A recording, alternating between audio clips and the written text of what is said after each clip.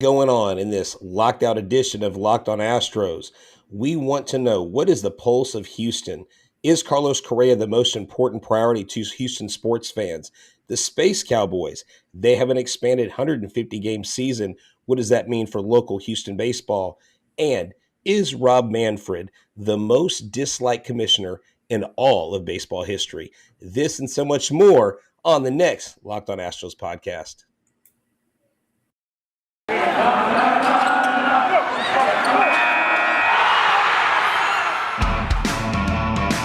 Hello and welcome to Locked on Astros, your daily Astros podcast. Here are your hosts, Eric the Man Heisman and Brett H-Town Wheelhouse Chansey.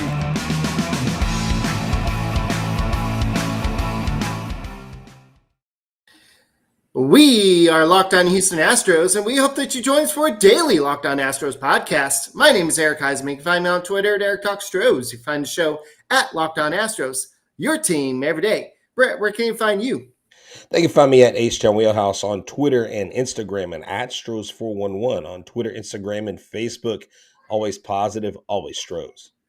All right, thank you for making Locked on Astros podcast your first listen every day. Whether it's on your way to work, on your way home from work, just make sure you check us out on Apple, Spotify, Odyssey, wherever you listen to your podcast. Make sure you listen to the Locked on Astros podcast. And make sure, if you have not subscribed to us on YouTube, what are you waiting on? Does Brett need to come to your place of employment and just go ahead and press that subscribe button for you? He may do that because he may be there just to pump you up. So go ahead and give us a like and go ahead and subscribe to us on YouTube. So, guys, we got a lot to talk about, but I want to lead off with the big thing, the big news, and it's something that I suggested on one of our most recent podcasts, and I think I may have used the word arbitrator, but I was thinking of what the players go through, but I think what they're saying is MLB is like, look, we're now closer to coming up with a deal here. And the season is supposed to start, well, at least spring training is supposed to start pretty soon. So we want to get some action here. We're tired of this back and forth. And they're probably going to meet sometime between Tuesday and Thursday of this week. So MLB is getting frustrated. The players are getting frustrated. So they're like, okay, we want to get a federal mediator in here to kind of mediate things. We want a neutral third party in here. And the problem with that is the players were like, ain't happening. The reason why it's not happening is because they did that in 1994. And the players feel like that because it's somebody coming from the government is that they'll probably side with the owners. And the players just don't want that. Yeah, that is not a negotiable thing right now for the players. The players are like, if you're not willing to talk to us face to face, why bring in somebody to muddy the water even more? And later on, we will have this week someone to talk to us more about the legal details of both sides and what's entailed in all this. But in this conversation with the Major League Baseball owners and the players have made it clear they want the owners to meet with them face to face. Several players have even said, you can't negotiate with the brick wall. You can't negotiate with someone who's not the person you're negotiating with. And bottom line is, they have demands and they're not coming off of them. I still think, Eric, that the owners are going to be the first ones to flinch because they're going to be losing the most out of this. Not only will they be losing games and revenue, but they'll be losing value in the players that they end up having to pay anyways. Yeah, so basically the players on Friday just rejected the league's request to involve a federal mediator to bargain. And they said that 2 months after implementing their lockout and just 2 days after committing to players that a counterproposal will be made, the owners refused to make a counter and instead requested mediation. After consultation with our executive board and taking account a variety of factors, we have declined this request. The clearest path to a fair and timely agreement is to get back to the table. Players stand ready to negotiate. Yeah, that's the thing. I mean, the players keep throwing it back in their face. We're ready to talk. They're basically, right now, it is a chess match, and it's who is positioning their king or their knight in the right place to call checkmate. Because what you've got to do is, I guess it's like a poker game. One side's got, I mean, they both have solid hands, but you don't want to show all your cards. You want to make the right move. And the players don't want to give up. Like you said, there's a history with these moderators not going in the players' favor. And so you can't blame the players. I mean, when the players say we want 105 million or come down to 100 million and the owners only offer 10, that's a massive gap. And we've discussed that before. At the end of the day, Eric, who do you think loses the most? The fans, the Right. owners, or the players? I think right now at this point, it's the fans.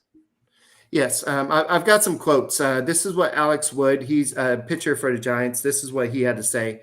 He said, "How can MLB request for there to be a mediator from the federal government to help with negotiations when they literally haven't even done any negotiation up to this point? I'm asking for a friend." And then Mitch Garver of the Twins wrote this on Twitter. He said the ploy used by the league to hire a federal mediator to work through the lockout is a tactic to show that they are bargaining in good faith. We, the players, want to get to the bargaining table ASAP to get ready for the 2022 season. And basically, and who is this right here? Hold on. And then he goes on to say, the only thing that's holding us back is the league dragging their heels on negotiation that will lead to lost games in 2022. I'll feel bad for the fans mostly because I know all players want to be in spring training in a few weeks. So we're ready to figure it out so players can be ready.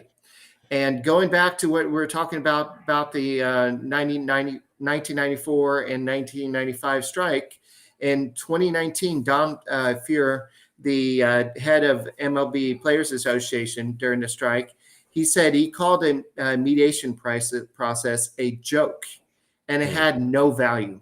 And that's what players are afraid of this time. It's like, owners, let's hear what you have to say. Players, let's not hear what you have to say. So that's what they feel like is going to happen here. Yeah, and that's the problem. Once you have one side that is kind of, I guess, gun shy of that happening, it's just not a good starting point. To me, it shows an unwillingness on the owner's part. And at the end of the day, I think the owners need to really think about the moves that they are making or not making right now. I still think that the players have a real beef here. The players are manipulated, their time is manipulated. They're basically handcuffed to these lower level contracts, unable to get the most value at their peak years, not until they're older. And I think that's a problem. And I know the owners don't want to lose a player to free agency. Well, then pay the players. Now, what you can do is maybe you can create some sort of level of trust where you say, okay, we're going to raise the salaries or expected salaries to a certain level, but we're not going to go over this. But when they start and they say we're raising the low salaries, but that's the highest you can make for rookies or first year players, I think it screams that the billionaires, like I said, Eric, as baseball revenue has gone up, the player's share has stayed level, has not, it's gone up, it's gone up minor percentage points compared to the level of revenue. I mean, these owners have still made revenue even in 2020 season. I mean, even with the 2020 season, they're still making revenue. They lost a lot, but they're still making a lot. And the players want their share. And at the end of the day, we say millionaires and billionaires, they're arguing over a bunch of money. Yes, they are. But I think the players have a real gripe here. And I stand with the players in this. All right, to kind of close out this segment, this is what after I already read the players' statement, Right. this is what the owner said.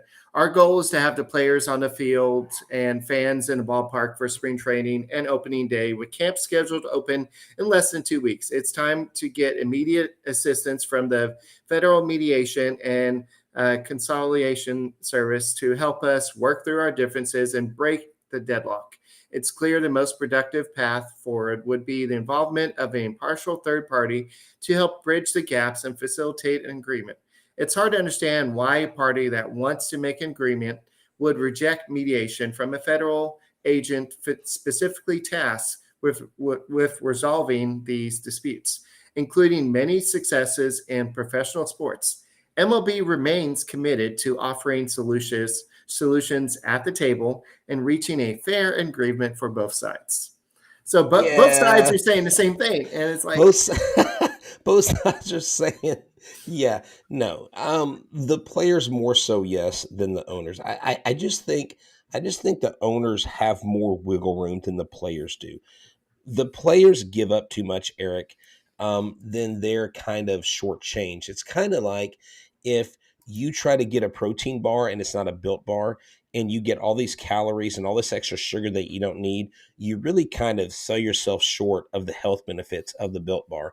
Because, this year it's a new year. It's still just the first part of February. And I know you guys and girls are out there hitting the gym real hard, but you need a protein bar or even a puff. First ever protein infused marshmallow bar. It's fluffy, they're marshmallowy. They're not just a protein bar, they're a treat.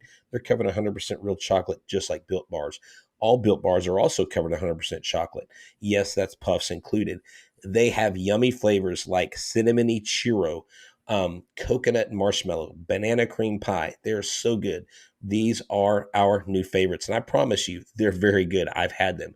Go to built.com and look at the macros chart. You'll be blown away. High protein, low calorie, high fiber, low carb. Most bars contain 130 calories, 4 grams of sugar, 4 net carbs, and 17 grams of protein.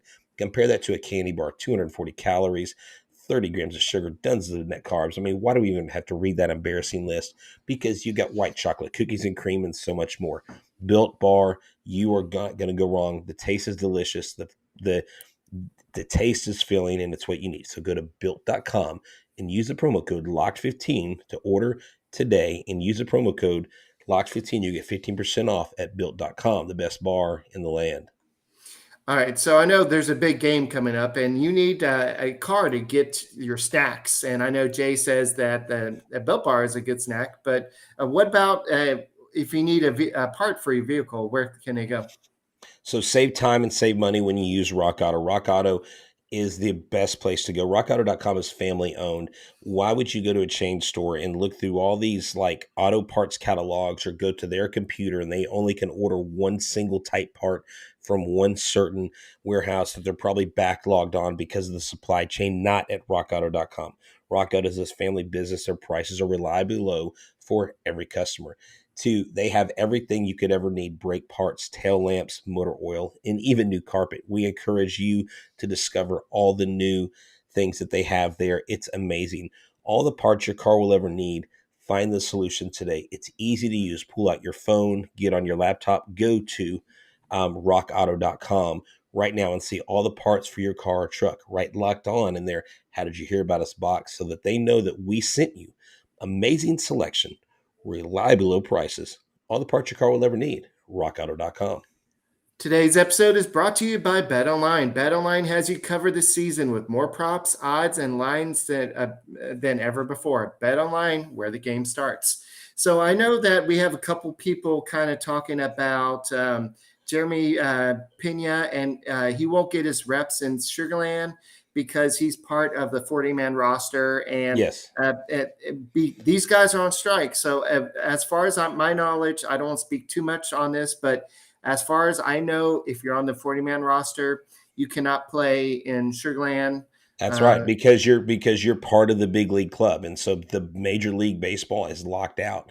That is something that will hurt, and that's what baseball has to realize, Eric. The far-reaching effects. Even the guys in the minors that are going to play well and would have otherwise had a shot to make it go from AAA to the big leagues or AA to the big leagues, they won't be able to do that until baseball starts.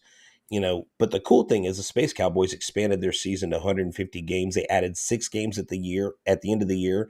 They've got a series against Albuquerque, and then they finished their season off in Round Rock. So those 6 games give them an even 150. So that's good for Sugarland. That's good for the local baseball market. But like you said, with the 40-man roster guys, it's a catch-22. unless baseball resumes, they're still on the shelf. And they put Jeremy Pena on there. Why? To protect him from the Rule 5 draft. And Which Sean has not Dugan. happened yet. Exactly. That is true. That is true. So Eric, I want to talk about something. I put out a poll today. There are a lot of sports topics out there, and like you and I, we follow Houston sports we follow it like clockwork. And when you look at the various topics that are out there, um, we are not short of sports stories. We've got the Rockets. They're in a rebuild season. We've got the Texans. Gosh, they're looking just for a head coach and someone with a pulse. And we've got the talk of Carlos Correa. We also have talk of NHL to Houston. So let me just share with the viewers and the listeners of this podcast. I put this out. If you had to pick one of these moves in Houston sports, what would you choose? But those you don't pick are all sacrificed. So here were the poll choices.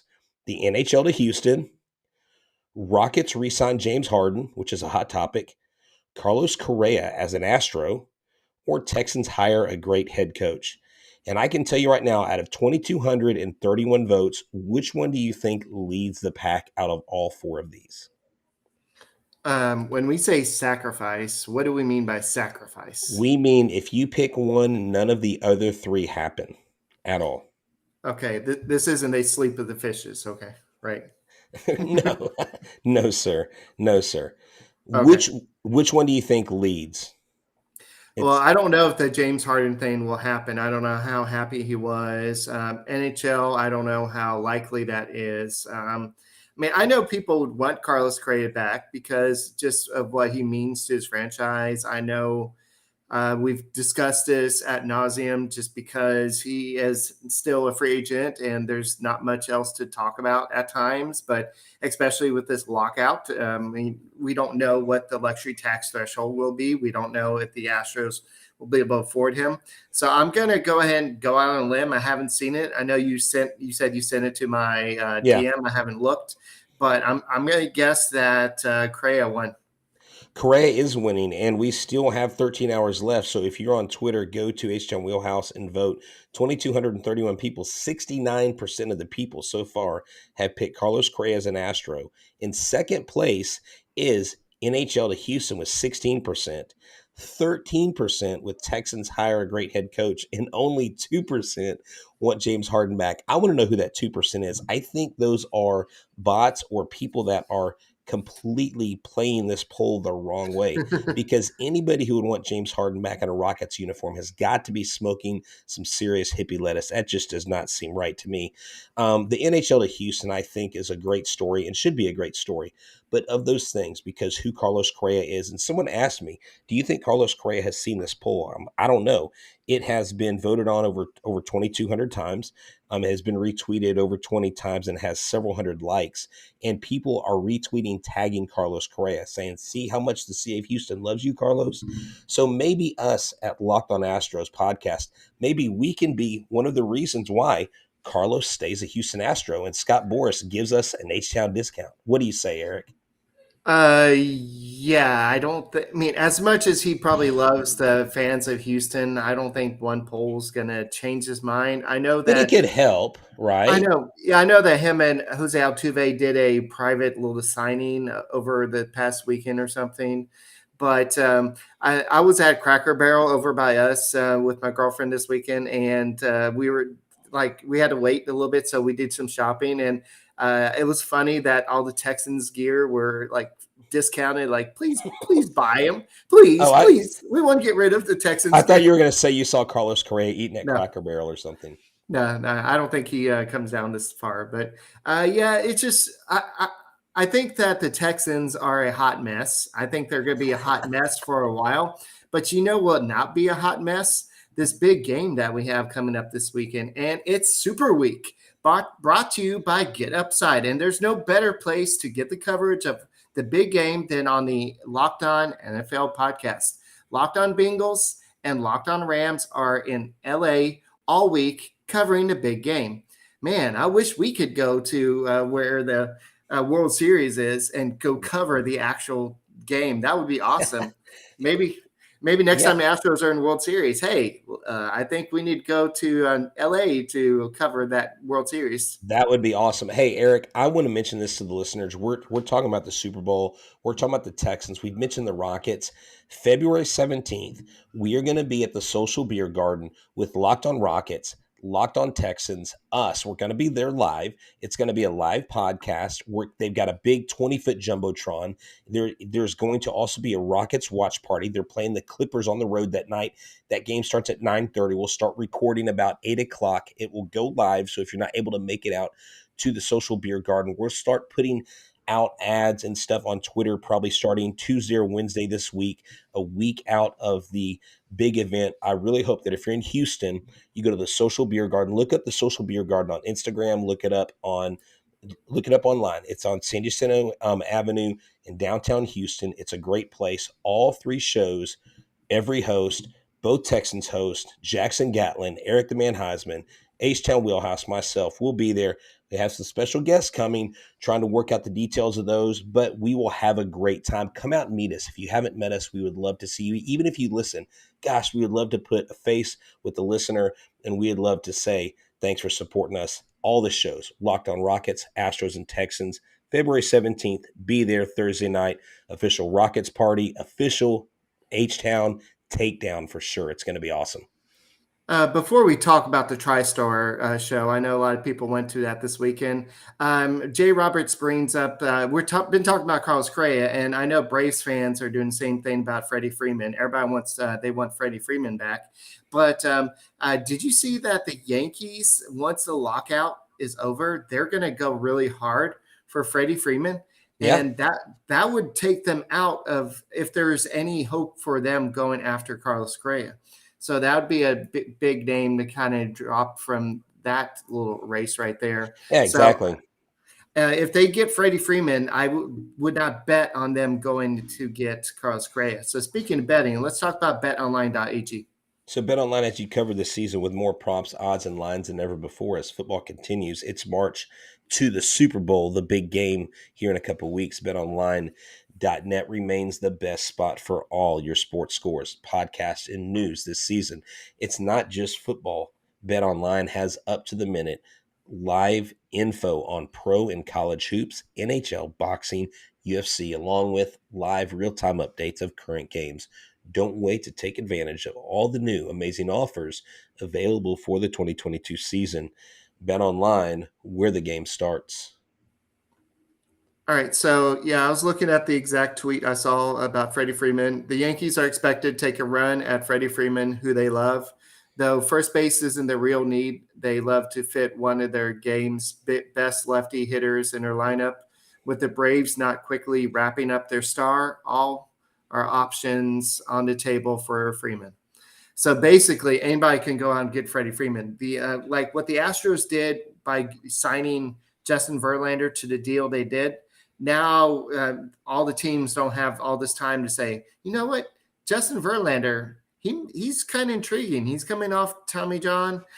Maybe we can get him for a 1-year deal and see what can happen. So I think a lot of teams probably jumped before. That's why we saw a lot of deals right before the lockout. And then now we see people like Carlos Correa being like, okay, who am I going to? Who am I going to? This is crazy. This is crazy. This drives me crazy. That's why you see all these other stuff going on. But something before we talk about TriStar, we should be celebrating. You know why?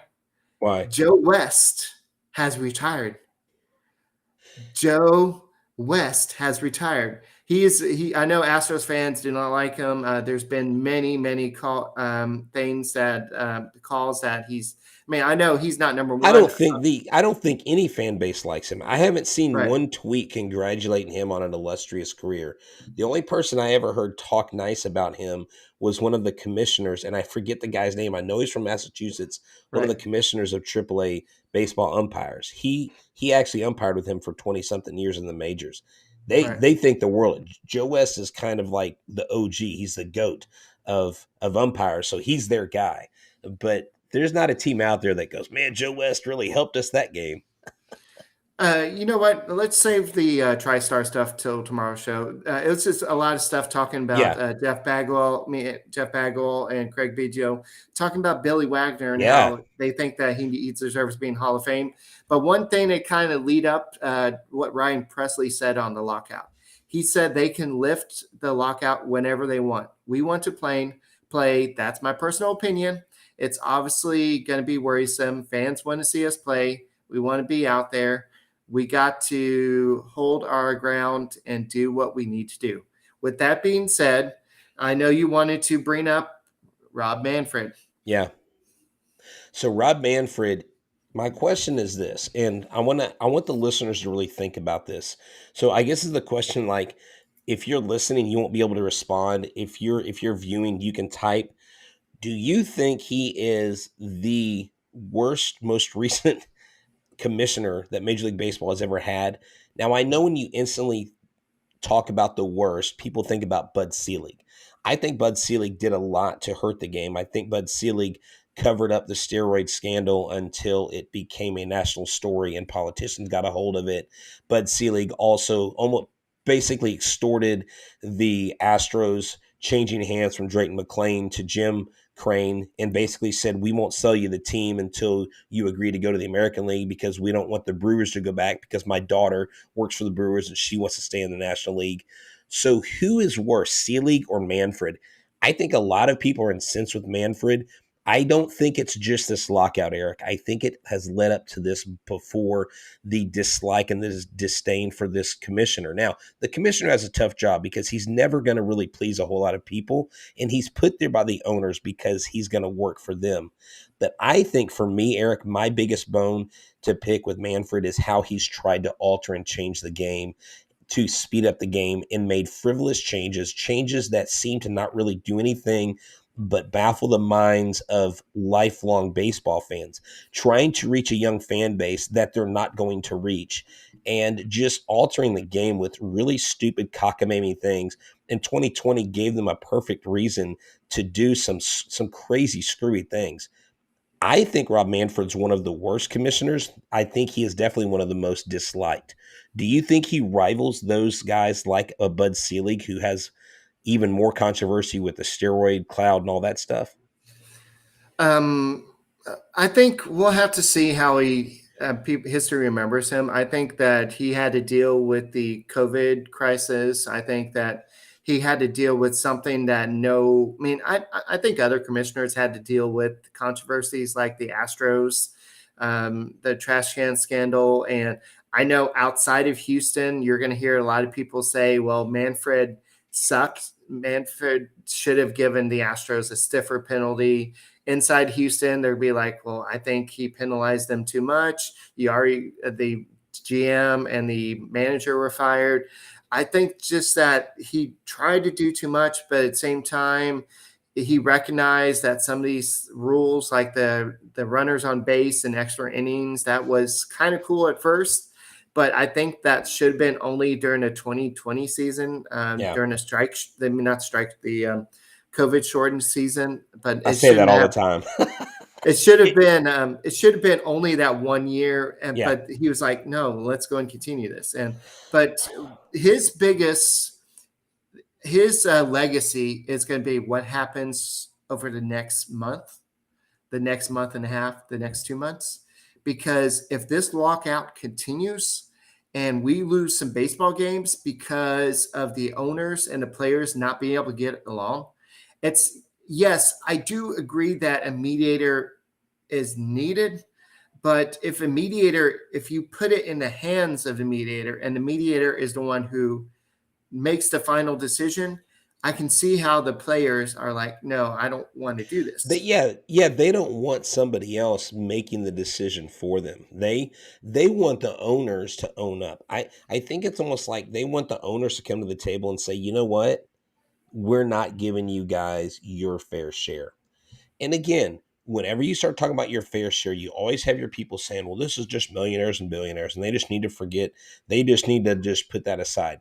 But if you were the ones negotiating, with your salary and your livelihood, and even if you made a ton of money, You shouldn't be penalized for the amount of money you make. It's an entertainment industry. Right. They're gonna, I mean, you can't compare. Like, Eric, both you and I are teachers. I'm never a teacher who goes, well, I think teachers should get paid as much as baseball players. No, they shouldn't, because schools don't bring in the revenue that Major League Baseball clubs bring in.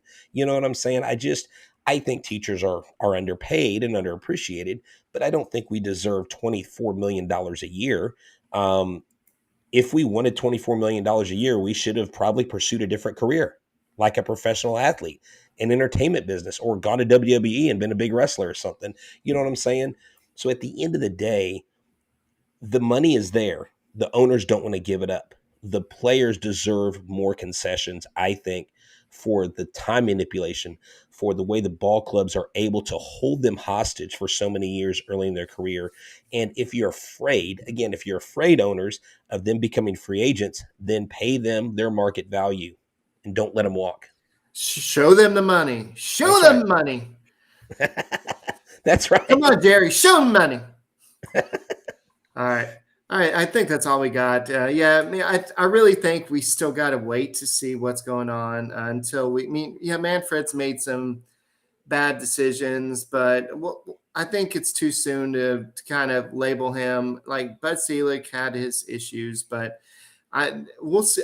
I'm going to wait till see what happens over the next couple of weeks, because if games are missed, then we'll see what type of commissioner he really, really is, because if he really worries about his legacy, he's got to, I mean, is it about the fans? Is it about the owners?